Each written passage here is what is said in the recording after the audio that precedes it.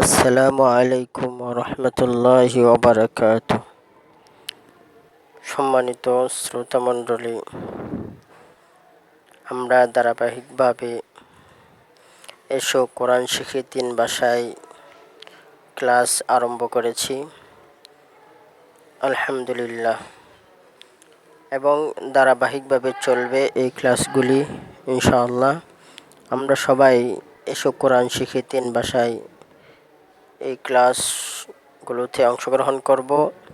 আশা করি সবার জন্য ইনশাআল্লাহ ফায়দা হবে, সবাই উপকৃত হতে পারবে ইনশাআল্লাহ।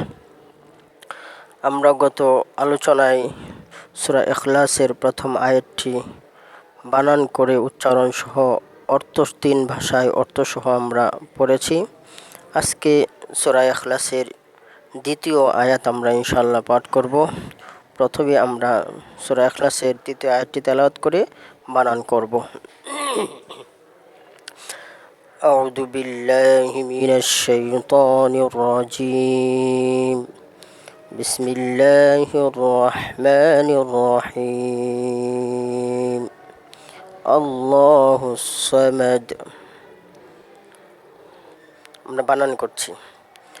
আলিফের জবর, লামে তাশদীদ আল, লাম খারা জবর লা, আল্লাহ।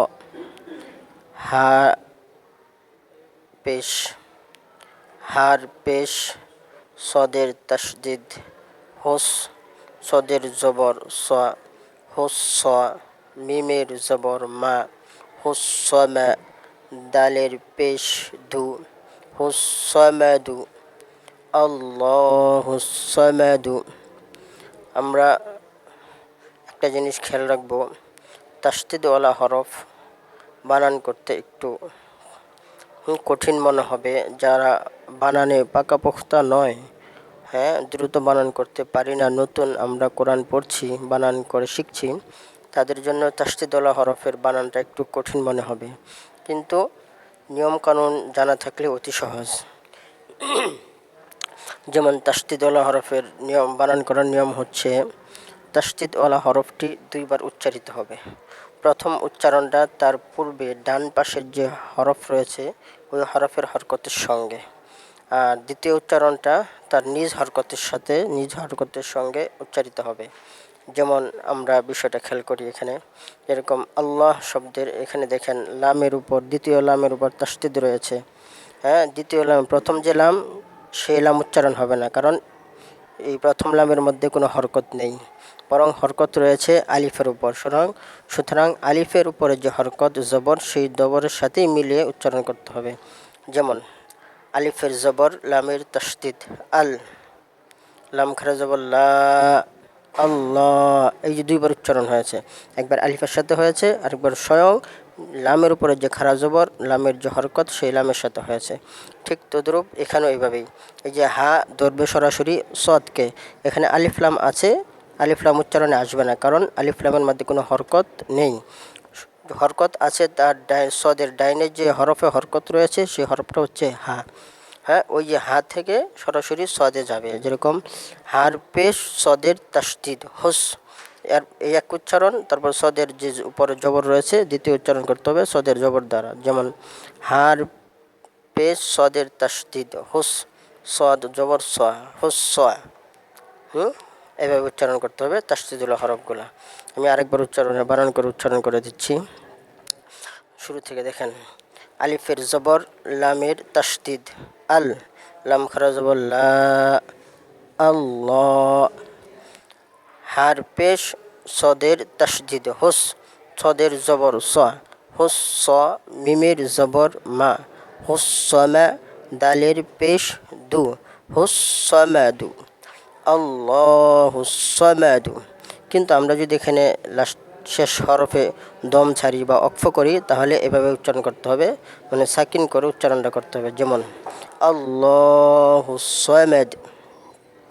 এতক্ষণ পর্যন্ত আমরা বানান শিখেছি, এখন আসুন অর্থ শিখি। আল্লাহুস সামাদ এর অর্থ হচ্ছে, বাংলা অর্থ হচ্ছে আল্লাহ অমুখাপেক্ষী। আল্লাহ অর্থ আল্লাহ, আস-সামাদ শব্দের অর্থ হচ্ছে অমুখাপেক্ষী। এই ক্ষেত্রে অর্থ আসে আল্লাহ অমুখাপেক্ষী। উর্দুতে আমরা বলতে পারি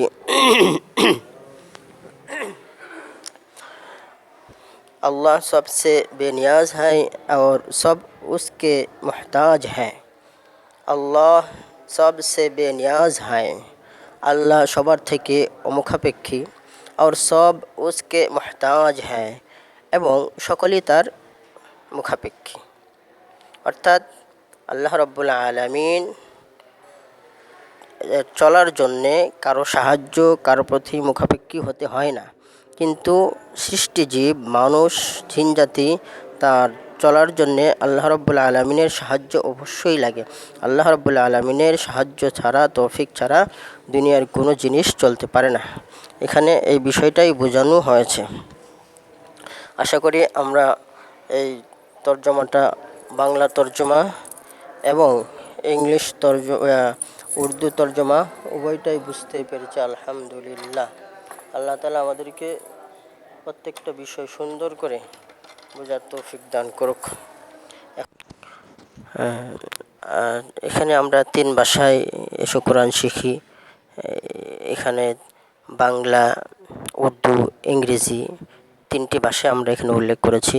বিশেষ করে আমি বাংলা এবং উর্দু ভাষায় তর্জমা করে দিচ্ছি। ইংলিশটা আমরা এখানে শুধুই ফর্মালিটি হিসেবে আমি উল্লেখ করেছি।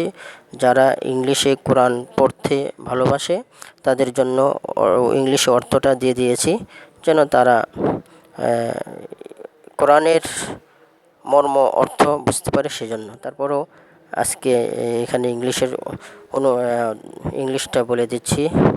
যেহেতু এখানে বাংলাও বলেছি, উর্দুও বলেছি, তাই ইংলিশটাও বলে দিচ্ছি। ইংলিশটা হচ্ছে আল্লাহ দ্য এটারনাল অ্যাবসোলুট। এইভাবে আমরা ইনশাল্লাহ চেষ্টা করবো। এখন আমরা এখন প্রত্যেকটি শব্দের অর্থ আলাদাভাবে ইনশাল্লাহ পড়ে নিব। আপনারা দেখছেন ভিডিওর মধ্যে সূরা ইখলাসের যে 2য় আয়াত রয়েছে, 2য় আয়াতের বানান, উচ্চারণ এবং আমরা তার তর্জমা অর্থ পড়েছি বাংলা, উর্দু, ইংলিশে। এখন আমরা আলাদা করে প্রত্যেকটি শব্দের অর্থ ইনশাল্লাহ বলে দিব। যেমন আল্লাহ শব্দের অর্থ হচ্ছে বাংলাতে আল্লাহ, আর উর্দুতে আল্লাহ আসে, ইংরেজিতেও আল্লাহ আসে, ফার্সিতেও আল্লাহ আসে। তো এখানে ফার্সি তর্জমাটা দেওয়ার দরকার ছিল। আচ্ছা, ইনশাআল্লাহ সামনে দেখা যাক কী হয়। ফার্সিতেও ইনশাআল্লাহ দেওয়ার চেষ্টা করব, যেহেতু ফার্সিটা এখানে শুরু করিনি। যেহেতু এখানে বাংলা, উর্দু, ইংলিশটাই বেশি প্রচলন, তাই 3টা ভাষায় দিয়েছি। তো আল্লাহ শব্দের অর্থ হচ্ছে আল্লাহ, উর্দুতেও আসে আল্লাহ। বাংলা, উর্দু, ইংরেজি যে কোনো ভাষায় আপনি আল্লাহ শব্দ উচ্চারণ করতে যান, আল্লাহই আসবে। এজন্য আল্লাহ অর্থ আল্লাহ। আসসামাদ অর্থ হচ্ছে অমুখাপেক্ষী। উর্দুতে আসে বেনিয়াজ। উর্দুতে তার অর্থ হয় বেনিয়াজ। বেনিয়াজ শব্দের অর্থ হলো অমুখাপেক্ষী। আল্লাহ তাআলা আমাদের সবাইকে তৌফিক দান করুক। আজকে সূরা ইখলাসের 2য় আয়াত পাঠ করেছি। আমরা ইনশাআল্লাহ প্রত্যেকটা সূরায়, কোরআনে কারিমের শেষ 10টি সূরা আপনি এক এক আয়াত করে ইনশাআল্লাহ দিব, যেন আমাদের পড়তে সহজ হয়, বিরক্ত বোধ না হয়। এজন্য একটু করে আয়াত আমরা এখানে উল্লেখ করেছি।